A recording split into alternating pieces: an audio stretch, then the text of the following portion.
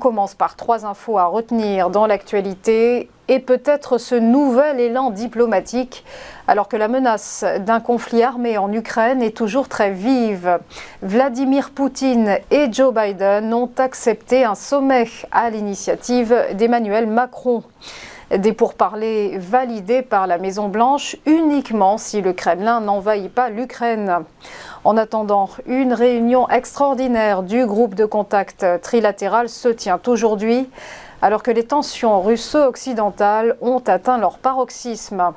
Mais si Paris et Moscou sont officiellement d'accord pour intensifier la voie diplomatique, Washington réitère ses alertes concernant une invasion imminente de l'Ukraine par la Russie.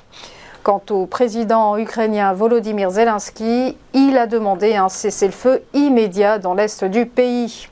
De leur côté, Russie et Biélorussie ont poursuivi leurs manœuvres militaires conjointes en raison, je cite, du regain d'activité militaire aux frontières extérieures. Et c'est dans ce contexte que Boris Johnson a brandi de nouvelles menaces de sanctions économiques contre la Russie. Londres et Washington pourraient empêcher les entreprises russes de faire des transactions en livres et en dollars. Déclaration du Premier ministre britannique sur la BBC. Les sanctions évoquées jusqu'à présent ciblaient des institutions financières ou bien incluaient des restrictions contre le secteur de l'énergie russe. Depuis le Brexit, le Royaume-Uni dispose d'un régime de sanctions indépendant de celui de l'Union européenne. En cas d'invasion de l'Ukraine, Boris Johnson bloquerait donc l'accès des marchés financiers londoniens au régime de Vladimir Poutine. Cette déclaration intervient alors que Londres a été accusée de complaisance au sujet de l'argent sale recyclé à la City, où de nombreux oligarques russes se sont installés depuis 2008. Enfin, Air France KLM vole vers une recapitalisation. C'est en tout cas ce que croit savoir le quotidien Les Échos. Dans les prochains mois, le groupe projette une augmentation de son capital, plus précisément dès que les cours boursiers du transport aérien rebondiront. Outre l'État français, qui détient près de 29% du capital, les autres actionnaires de référence devraient y participer, à savoir l'État néerlandais, Delta Airlines et China Eastern. Bercy a d'ores et déjà apporté son soutien à l'opération si celle-ci devait se confirmer. À noter que la recapitalisation d'Air France KLM devrait s'effectuer dans la limite très large de 300% du capital actuel. On passe au point boursier, petit rappel de la clôture des marchés financiers vendredi dernier.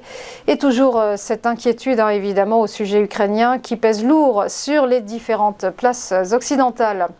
Le CAC résiste néanmoins, il a limité la casse en chutant de moins 0,25%. L'indice phare parisien qui a donc terminé à 6 929 points à l'issue d'une 5e semaine négative. À Francfort, le DAX a lourdement trébuché, lui, avec une perte de moins 1,47% à 15 042 points. À Madrid, l'IBEX, lui, chutait de moins 0,94%, tandis qu'à Londres, le FTSE cédait 0,32%. Du côté de Wall Street, le Dow Jones se montrait également désorienté. Il abandonnait 0,68%. Repli aussi pour le Nasdaq Composite qui perdait 1,23%, tandis que le S&P 500, lui, lâchait 0,72%.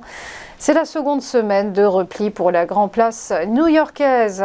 Enfin, on va dire un mot du Nikkei ce matin, l'indice de Tokyo qui recule de 0,78%. Voilà, restez avec nous, à tout de suite pour ChronoCAC et l'ouverture des cotations.